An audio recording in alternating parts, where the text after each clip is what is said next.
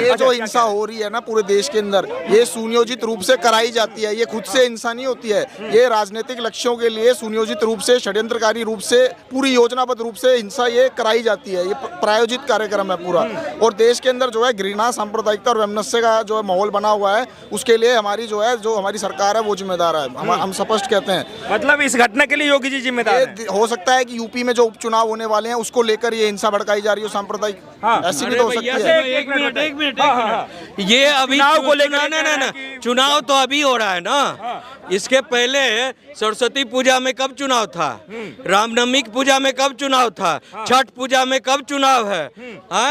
उस समय क्यों ईटा पत्थर यहाँ से लेकर नेपाल तक जो बिहार और यूपी का बॉर्डर है, वहाँ कौन चुनाव हो रहा है कि आप जो है डंडा और पत्थर और चप्पल सरस्वती पूजा पर निकालते हैं और छठ की नहीं क्यों आप हिंदू त्योहार? एक बात बताइए भाई, एक बात बताओ आप, हाँ ठीक है मैं आ रहा हूँ। एक बात बताइए कि इतना बड़ा घटना हुआ, एक व्यक्ति के शरीर में 13 बुलेट जो है वो लगता है, ये हथियार रखने का और उसे चलाने का, और आदमी मर जाए 1 से 2 बुलेट में, लेकिन 13 बुलेट चला के मारना, उसके बाद नाखून खींच लेना, ये किस मानसिकता को दर्शाता है सर? जिसने हमला करा इसका मतलब वो पूरी तरह से प्रशिक्षित व्यक्ति था जिसने हमला करा। ये पूरी षड्यंत्र है, हम उसके खिलाफ हैं। उसकी जांच होनी चाहिए। जो सरकार का प्रशिक्षण कहाँ मिलता है भारत में? कोई सरकारी ठेके के द्वारा तो सिखाया नहीं जाता। इस तरह के जो ये मिलता है भैया, मदरसा स्टाइल जो है, समझे ना, यूपी और बिहार का, समझे ना, माता के जुलूस में जो साल में एक बार होता है, उसके गाने बजाने में आपको परेशानी है, तो दिन में 5 बार जो आप चिल्लाते हो माइक से, तो हमें भी परेशानी है। यहाँ के एक हिंदुओं को परेशानी है, यहाँ के जैनियों को परेशानी है, यहाँ के बुद्ध के लोगों को परेशानी है, यहाँ के सिख के लोगों को परेशानी है। हम तो नहीं कहते आपको। तो आप किस आधार पर, किस कानून के आधार पर आप दिन में 5 बार लोगों को डिस्टर्ब करते हो? और ईद बकरीद जब आपका जुम्मा जो भी होता है फंक्शन, रात को 3 बजे 2 बजे उठकर आप हल्ला करते हो। अरे उनका कहना है कि मुस्लिम एरिया से माता का किसी के बाप का है क्या? मुस्लिम area, Hindu area, Sikh area किसी के बाप का रजिस्टर्ड एरिया है?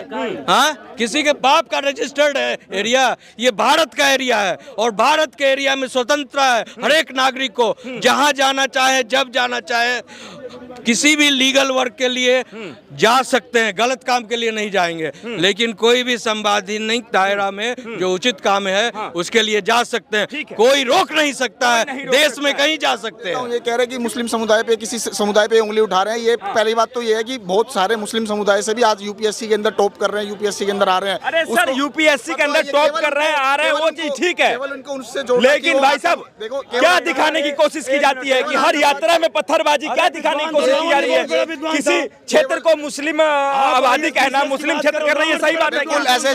ऐसा क्षेत्रीयवाद, हम उसके खिलाफ है। क्षेत्रीयवाद नहीं होना चाहिए। सारा भारत एक है और सारा भारत के लोग एक साथ हैं, और ये कोई भी ऐसा पत्थर चलाने के पीछे का कारण क्या है? वहाँ पे उस आदमी के ऊपर 13 बुलेट चलाने के पीछे कारण क्या है? मर जाने के बाद नाखून खींच लेना, ये किस मानसिकता को दर्शाता है? ऐसा काम तो आजकल का कलयुग का पिशाच नहीं करता है। कड़ी निंदा करता हूँ। जो ये कर रहा है वो प्रशिक्षित व्यक्ति है, उसकी पूरी इसके ऊपर कट्टर वो होनी चाहिए।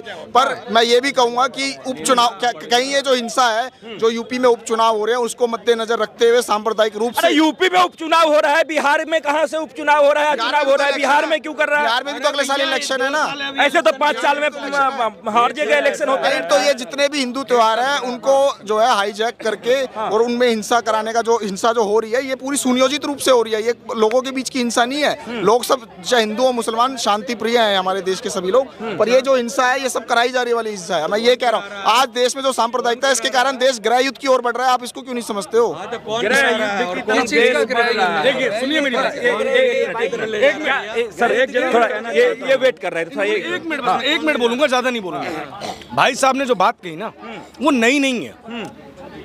वो अटैक करने के लिए आ रहा है, आया, हारा, चला गया, शांति रहो, क्या दिक्कत है? वो तो राजा से लड़ने आ रहा है, वो तो पृथ्वीराज चौहान साहब से लड़ने आ रहा है। हमारा क्या है? ये तो 2 राजाओं का युद्ध है। क्या हुआ? आपने सैकड़ों हजारों सालों की गुलामी सही, उसके बाद क्या हुआ? अरे यार देवी देवताओं के दर्शन करने हैं, जजिया ही तो देना है, दे दो यार, क्या दिक्कत है? जजिया दिया।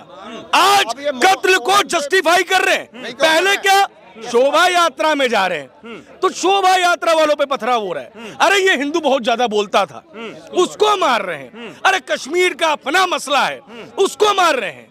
अरे देश के बहुत बड़े हिस्से में आप अल्पसंख्यक हो गए, यही सोचते सोचते, और आज उपचुनाव है इसलिए मार। आप मौत को जस्टिफाई कर रहे हैं। सरकार अपना कार्य करेगी, हम और आप क्या करेंगे?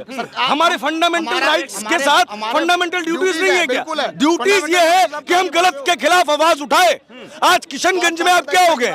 आप किशनगंज में आप क्या हो गए? आप माइनॉरिटी में आ गए। किशनगंज, आप हैदराबाद में क्या आ गए? माइनॉरिटी में आ गए। वहां आप संगठित नहीं होंगे तो ऐसी घटनाएं होंगी। बहराइच में जो हुआ है वो आपको आपकी हैसियत दिखाने के लिए हुआ है। सुन लीजिए, हाँ, आपकी हैसियत दिखाई गई है। हैसियत आम जनमानस की या फिर सरकार की हैसियत? जो सरकार कहती है कि हमारे राज्य में हिंदू से ज्यादा सुरक्षित और हिंदू मुस्लिम से ज्यादा सुरक्षित आम जनमानस की औकात दिखाई गई है कि तुमने बिठा लिया हिंदू हृदय सम्राट प्रधानमंत्री, तुमने बिठा लिया बाबा योगी आदित्यनाथ, लेकिन फिर भी हम तुमको मारेंगे और ऐसे ही मारेंगे। अरे घर में खींच के उसको लेके गए, गोलियां मारी, और उसके बाद आरोप क्या लगा रहे कि डीजे पे गाना बज रहा है, डीजे पे गाना बज रहा है तो मार दिया जाएगा। हाँ, एक बात बताइए कि भाई साहब, एक बात हमें बताइए, मैं इनकी बात का उत्तर दे दूं। प्रश्न तो सरकार से पूछेंगे ना भाई साहब की सरकार आपकी सरकार होते हुए भी क्यों हिंदुओं पर हमले हो रहे हैं? आपकी सरकार से क्या मतलब? आपकी सरकार का मतलब यह है कि योगी आदित्यनाथ जो तथाकथित हिंदुओं के सब जो बीजेपी वाले हिंदुओं के तथाकथित हितैषी बनते हैं, शुभेच्छु बनते हैं, भाई आपके सरकार के अंदर ये हमले हो रहे हैं तो प्रश्न तो आपसे पूछेंगे। अभी जैसे ही बुलडोजर चलेगा ये मिमियाने आ जाएंगे, human right, they are in human. वो ह्यूमन है ही नहीं, तुम तो ह्यूमन राइट कैसे आ गए? ह्यूमन, सुप्रीम कोर्ट, देखिए सुप्रीम कोर्ट हर चीज सही कहे ये जरूरी नहीं है। इस देश में महात्मा गांधी की आलोचना हो सकती है, इस देश में भगवान राम की आलोचना हो सकती है। अरे होती है, कैसी बात कर रहे हैं आप? भगवान राम की आलोचना, एक मिनट सर, एक मिनट, इस देश में हर व्यक्ति की आलोचना हो सकती है, प्रधानमंत्री की आलोचना हो सकती है, पुलिस प्रशासन की आलोचना नहीं हो सकती है, लेकिन कोर्ट की आलोचना नहीं होगी। योगी की क्यों नहीं होगी? कोर्ट क्यों नहीं होगी? आज सुनिए, आज कोर्ट के मुंह पे ये तमाचा है। कोर्ट ने बुलडोजर एक्शन रोका और उसका ये परिणाम निकला है कि हमने देखा है कि आज उनको बुलडोजर का भी भय नहीं रहा, क्योंकि उन्हें पता है कि आज बुलडोजर आएगा, दिल्ली में बैठा कोई अरबपति करोड़पति वकील सुप्रीम कोर्ट के दरवाजे खटखटाएगा। वो सुप्रीम कोर्ट जिसके पास आम जनमानस को सुनने के लिए समय नहीं है, वो तुरंत उस पर स्टे दे देगा। सर एक बात बताइए कि अखिलेश यादव ने कहा है कि हार के डर से हिंसा का सहारा लेना ये बिल्कुल उचित नहीं है और लोगों की ये पुरानी आदत है, ये सबको पता था। आपको लग रहा है कि ये जो उपचुनाव होने वाले हैं इसलिए इस प्रकार की घटनाएं हो रही है उत्तर प्रदेश में? ये ऐसा कुछ नहीं है। और देखिए कुछ बातें हैं, जैसे मान लीजिए प्रभात जी ने बोला, मैं ही बोलने वाला था, लेकिन बोलिए, दोहराने की जरूरत नहीं है। मैंने भी कहा था ये जो बुलडोजर एक्शन बंद हुआ और उसके बाद जो हम लोग कहते हैं योगी जी मोदी जी, योगी जी मोदी जी, ये इन्होंने कहा ना, ये सरकार को औकात दिखाने नहीं, सरकार की औकात नहीं दिखाया गया है, ये हम हिंदुओं की औकात दिखाने का काम किया। और सुनिए, और इन लोगों की जब आप सच्चे नहीं रहेंगे ना तो आपके पास सही जवाब नहीं रहेगा। अभी आपने शुरुआती दौर में एक सवाल कांग्रेसी से पूछा, कांग्रेसी भाई से, कि हमारा जो भी मतलब पूजा पाठ जो भी हिंदुओं से है उसमें यदि कोई हम यात्रा निकाल रहे हैं या कुछ पूजा पाठ कर रहे हैं तो उसमें दिक्कत नहीं होनी चाहिए। सीधा घुमा दिए कि मजहब नहीं होता आतंकवादियों का। अरे भाई मैं ये कह रहा हूँ, जब तुम 5 टाइम नमाज पढ़ते हो, हम तुमको पढ़ने देते हैं, तो हमारे इससे तुमको क्या दिक्कत? और दूसरी बात, एक बात कह दूं, आज हमसे उधार कौन? भारत पाकिस्तान का बंटवारा धर्म के आधार पे हुआ। ये हुआ मुसलमान वहां रहेंगे, उसको वो इस्लामिक राष्ट्र, ये हिंदू राष्ट्र। बाद में पहले सुन लीजिए, बहुत देर से सुन रहा था मैं। बोलो। उसके बाद ये हुआ कि वो इस्लामिक राष्ट्र बनेगा और हिंदू यहाँ रहेंगे। फिर बाद में ये हुआ कि भैया जो चाहे रह सकते हैं। उस समय क्या हम चाहते तो तुम रह पाते? उस समय भी हम चाहते तुम नहीं रह पाते, और आज भी हम चाह ले तो तुम नहीं रह पाओगे। लेकिन आज भी हम अपनी उदारता दिखा रहे हैं, लेकिन तुम हमारी उदारता का अपमान कर रहे हो। और एक बात मैं खत्म कर रहा हूँ, इन लोगों के पास न कोई तथ्य है न तर्क है। और एक लाइन फिर मैं कह देता हूँ, राम जी ने अश्वमेध यज्ञ के लिए घोड़ा छोड़ा था, विपक्ष ने गधे छोड़ दिए। इनके पास कोई तथ्य तर्क नहीं है। अच्छा एक बात बताइए, नहीं पहले एक सवाल तो सुन लीजिए। तमाम जो नेता हैं उसमें अखिलेश यादव ले लीजिए या फिर चंद्रशेखर रावण ले लीजिए, वो कह रहे हैं कि योगी आदित्यनाथ को पूर्ण रूप से इसकी जिम्मेदारी लेकर के कुर्सी छोड़ देनी चाहिए कि हम उत्तर प्रदेश चलाने में असफल हैं। मैं किसी और की बात नहीं करूंगा, मैं बात करूंगा मोदी सरकार की। मोदी सरकार ने एनसीआरबी का डाटा मोदी सरकार देती है, उसके तहत यूपी कस्टोडियल डेथ में नंबर 1 है, ठीक है, अपहरण में नंबर 1 है। रोज 350 महिलाएं यूपी से अगवा कर ली जाती हैं, क्राइम रेट बढ़ गया है। मैं नहीं कह रहा हूँ, एनसीआरबी का डाटा है, जाकर चेक कर लो। हिंसा और सांप्रदायिकता की घटनाएं बढ़ रही हैं, तो प्रश्न हम किससे पूछेंगे? योगी आदित्यनाथ से नहीं क्या? देखिए, हिंदू संस्कृति के अंदर कोई किसी को यह अधिकार नहीं है कि वो जो है सर्वे सर्वा हो जाए और अपने कर्तव्य पलायन से पलायन करके चला जाए। तो आवश्यक बात है। 100% सहमत हूँ इस भैया की बात से। मैं बाकी इनके मेरे विचार नहीं मिलते। प्रश्न तो अब योगी आदित्यनाथ से आपको पूछने पड़ेंगे कि क्या पुलिस प्रशासन आपके कंट्रोल में नहीं है? डासना में आप साधुओं के ऊपर लाठी बरसा देते, साधुओं को भगा देते। यही काम आपने बहराइच में किया। बहराइच में जो शांति प्रिय हिंदू न्याय की मांग के लिए बाहर आए, आपकी पुलिस उनको खदेड़ने में लग गई। क्या पुलिस प्रशासन अब आपके नियंत्रण में नहीं रहा? अतीक और मुख्तार जैसे लोगों को 72 हुरों तक पहुंचाने वाला योगी आदित्यनाथ इतना कमजोर हो गया है कि बहराइच में उनकी सरकार के अंदर जो एसपी है वो कह रही है मुस्लिम बहुल इलाका है। समस्या ये है कि योगी आदित्यनाथ थोड़े से अपने तेवर को दिखाने में कमजोर पड़ रहे हैं। कहीं योगी आदित्यनाथ अपने तेवर दिखाने में कमजोर पड़ रहे हैं, इसीलिए तो नहीं कहा जा रहा है कि उन्हें अब इस्तीफा दे देनी चाहिए, उनसे इस्तीफे की मांग की जा रही है। अखिलेश यादव भी कह रहे हैं और उनके नेता भी कह रहे हैं और चंद्रशेखर रावण भी कह रहे हैं। सर देखिए, कांग्रेस क्या कह रही है, सपा क्या कह रहा है, या ये लोग क्या कह रहे हैं, हमें इससे लेना देना नहीं है। पर जब देश में ही सनातनियों को दुर्गा पूजा करने पर रोक लगाई जाए, वहाँ पर पत्थर जलाने का काम किया जाए, ठीक है, हम रामनवमी की यात्रा निकाले या कहीं पर कुछ भी करे, तो जब कुत्ते हमें काटने का काम करते हैं और जब हम उनसे लड़ने का काम करते हैं, तो जब हमारे पे ही कार्रवाई की जाती है, तो देश के लिए सबसे दुर्भाग्य है। यही लोग यहाँ पर बड़े बड़े ज्ञान दे रहे हैं कि योगी की सरकार फेल हो गई, ये फेल हो गई। इनका एजेंडा सेट देखिए, ये जो 2047 का लेकर चल रहे मुस्लिम राष्ट्र बनाने का, सबसे पहले SC ST को बांट रहे, OBC को बांट रहे, उसके बाद जितने बचे हुए भारत हिंदुओं को बांटने के साथ फिर उन पर पत्थर चलवा रहे। 99 सीट आने के बाद कांग्रेस पार्टी की इस देश में बहुत बड़ा योगदान हुआ कि रेलवे पे कहीं ना कहीं ट्रेन पलटने का काम कर रहे हैं। 99 सीट आने के बाद सर, 99 सीट आने के बाद इनकी इतनी औकात हो गई है कि ये हिंदुओं पर पत्थर चला रहे हैं। इनकी इतनी औकात हो गई कि हिंदुओं का गला काटने का काम कर रहे हैं। इतनी औकात हो गई कि पश्चिम बंगाल तक ये काम कर रहे हैं। 8 राज्यों में जिस तरीके से हिंदुओं पर लगातार नरसंहार का काम किया जा रहा है, और अगर हिंदू बोलता है तो ऐसे ये मैं कहता हूँ हिंदू कमजोर नहीं है, इनके जैसे और कई हिजड़े जो हिंदू को कमजोर करने का प्रकार के शब्दों के उच्चारण से बचिए ना। हिंदू को हिंदू ही कमजोर कर रहा है। अगर अपना 110 करोड़ सनातनी सड़क पर आता है तो कहीं ना कहीं 5 ऐसे हिंदू होते हैं जो उनकी बुराई करने का काम करते हैं। पर एक रास्ता जिस एक रास्ते पे टोपी वाला ऊंची पैजामा और टोपी वाला लंबी दाढ़ी वाला निकलता है ना, तो मौलाना बोल देता है कि तुम्हें यहीं खड़ा होना है तो यहीं खड़ा होना है। ये तय करना पड़ेगा कि सबसे पहले हमारे बीच में जो जयचंद है, जो गद्दार है, उनको चुनना पड़ेगा, क्योंकि ये देश के लिए दुर्भाग्य है कि बहराइच में हमारे ऊपर हमला होता है, हम उसके लिए लड़ाई लड़ रहे हैं, तो ज्ञानचंद आप कैसे देखते हैं बहराइच की जो घटना हुई, उसमें आपको लगता है कि मुस्लिम इलाके से जो निकाला गया देवी प्रतिमा को, यही गलती हो गई, वहाँ से हिंदुओं को यात्रा नहीं निकालनी चाहिए? एक मैं बहुत सिंपल सी बात करना चाहूँगा, बहुत लोगों को बुरा भी लग सकता है, अच्छा भी लग सकता है, उससे मेरे को फर्क नहीं पड़ता। भारत की बात करेंगे, दंगई का कोई धर्म नहीं होता। सबसे पहले वो कोई धार्मिक नहीं होते, ठीक है। अगर रही बात मुस्लिम इलाके से उसको निकाला गया, वहाँ पर बिना पॉलिटिकल इन्फ्लुएंस के लिए आप कुछ नहीं कर सकते।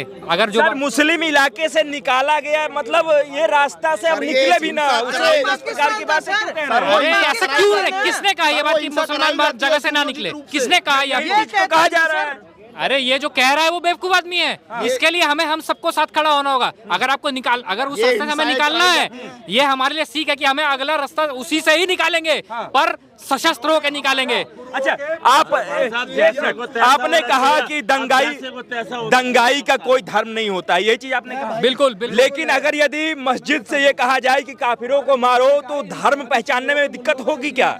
नहीं होगी।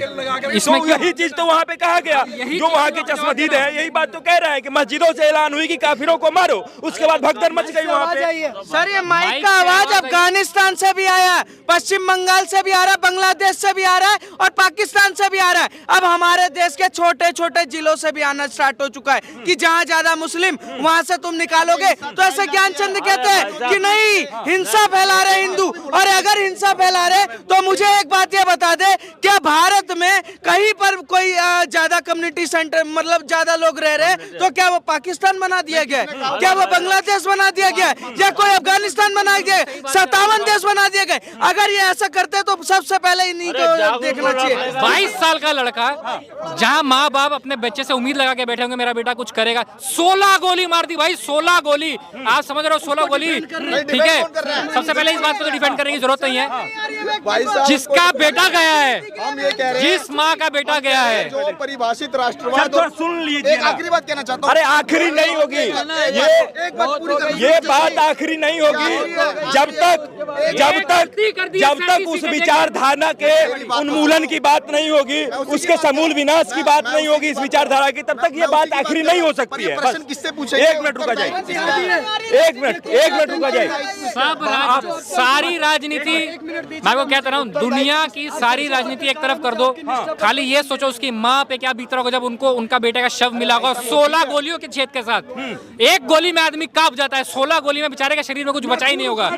उस माँ के ऊपर क्या बीता होगा, उस बाप के ऊपर क्या बीता होगा, कभी ये सोच के देखो। राजनीति तो चलती रहेगी, उसकी भरपाई कौन करेगा? जो मरा है उसकी भरपाई के लिए किसी ना किसी को खड़ा होना पड़ेगा।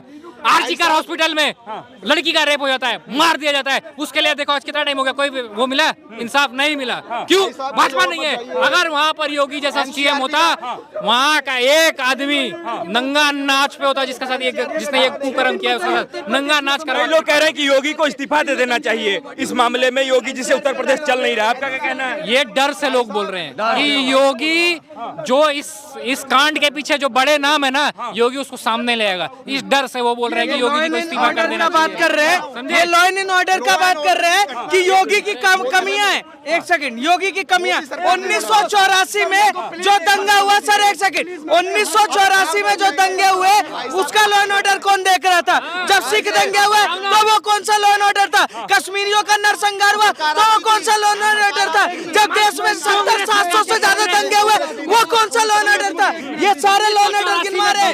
ये कह रहे हैं कि उत्तर प्रदेश का लॉ एंड ऑर्डर फेलियर था, मानते हैं? तो एनसीआरबी का डाटा कह रहा है, मैं नहीं कह रहा। यार देखो, फिर ये रनिंग कमेंट करेंगे, ये फिर पीछे से वो बैकग्राउंड म्यूजिक होता है ना, वो दे दे लगते हैं। आप मेरी बात सुनिए, आप मेरी फील्ड पे बैटिंग मत कर दिए, अपनी पारी में करिएगा। मैं क्या बोल रहा हूँ, मेरी बात सुनिए। अगर उत्तर प्रदेश में लॉ एंड ऑर्डर फेलियर था, मान लेता हूँ, भाई साहब मेरे को बताइए, आप ये पूछ करके बताइए केरल में कौन सा लॉ एंड ऑर्डर फेलियर था? आप मेरे को नहीं, आप मुझे जो पूछ रहा हूँ, झारखंड में कौन सा लॉ एंड ऑर्डर फेलियर था जहाँ माता दुर्गा के पंडाल में 4000 जिहादी घुस करके पंडाल को उखाड़ देते, मूर्ति को उखाड़ देते, वहाँ भी लॉ एंड ऑर्डर फेलियर था। जब श्रद्धा के 35 टुकड़े करे जाते, वो भी बोल दो लॉ एंड ऑर्डर फेलियर था। अभी ये भाई यहाँ खड़े हुए, किसी को अल्लाह अकबर बोल के फट जाएंगे, बोलेंगे दिल्ली सरकार का लॉ एंड ऑर्डर फेलियर है। भाई साहब मेरी बात सुनो, आप मेरी बात सुनो। ये क्यों नहीं कहते कि ये गोल टोपी, लंबी दाढ़ी, ऊंचा पजामा के दिमाग में यही चल रहा है? फिर भाई साहब आपको क्यों मिर्ची लग रही है? आप मुसलमान हैं, आतंकी हैं, आपको क्यों बुरा लग रहा है? आपको क्यों बुरा लग रहा है? मेरी बात सुनिए, मैं नहीं लगना चाहिए। एक मिनट बोलने दीजिए। नहीं, निष्ठा पर प्लीज एक मिनट। मेरी निष्ठा पे सवाल उठाने की जरूरत नहीं है, मैं निष्ठावान व्यक्ति हूँ अपने काम के प्रति। मैं ये जानना चाहता हूँ कि उत्तर प्रदेश जैसे सूबे में जहाँ के मुख्यमंत्री योगी आदित्यनाथ हैं, वहाँ भी अगर इस प्रकार की घटना हो रही है जिसके लॉ एंड ऑर्डर की चर्चा ये कहा जाता है कि पूरे देश के लिए एग्जाम्पल है, वहाँ पे इस प्रकार की घटना हो रही है, तो सवाल तो उठता है ना सर कि क्या हिंदुत्व और हिंदू की बात करना सिर्फ चुनाव में ही सिर्फ चुनावी बात है, चुनाव में बात किया जाएगा, या फिर सही में हिंदू सुरक्षित है, मुस्लिम सुरक्षित है, क्या सही में सबका साथ सबके विकास की बात हो रही है, या फिर चुनावी जनसभाओं तक ही ये सिमट के रह जाता है? देखिए, उत्तर प्रदेश के टेढ़ी नाक वाले नेता पूर्व मुख्यमंत्री मौलाना अखिलेश यादव का बयान आता है कि उत्तर प्रदेश में तनाव है क्योंकि उपचुनाव है। भाई साहब एक बात बताइए, बाकी स्टेटों में भी चुनाव है जहां पर राम मंदिर की शोभा। आप मैं इनसे एक चीज पूछना चाहता हूं, मैं आपकी पूरी बात का जवाब दूंगा। मैं पूछना चाहता हूं, हमारे रामनवमी में शोभा यात्रा पर पत्थरबाजी होगी, हमारे कृष्ण जन्माष्टमी पर पंडाल में घुसेंगे, हमारे दुर्गा माता की पूजा होगी, 9 दिन हिंदू व्रत रखेगा, पूजा करेगा, उनको मूर्ति विसर्जन नहीं करने देंगे, उनको मारेंगे।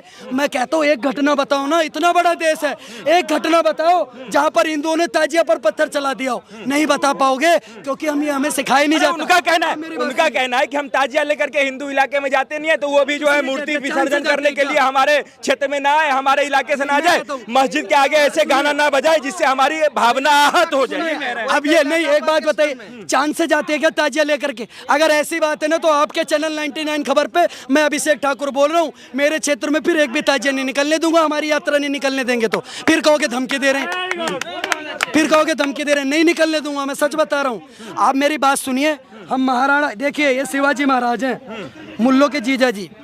हाँ, इस प्रकार से मत कहिए, गलत थोड़ी बोल रहा हूँ, फिर किसी की भावना आहत हो जाएगी, फिर देश में कहीं राइट हो जाएगा। मैं मुगलों की बात कर रहा हूँ, मुगलों के जीजा जी। मुगल इस देश के थे क्या? बाहर के आक्रांता थे, और इनको अगर कोई मुगलों को अपना बाप मानता है इस देश के अंदर तो वो नाजायज औलाद है। भाई साहब, कोई मानता है क्या?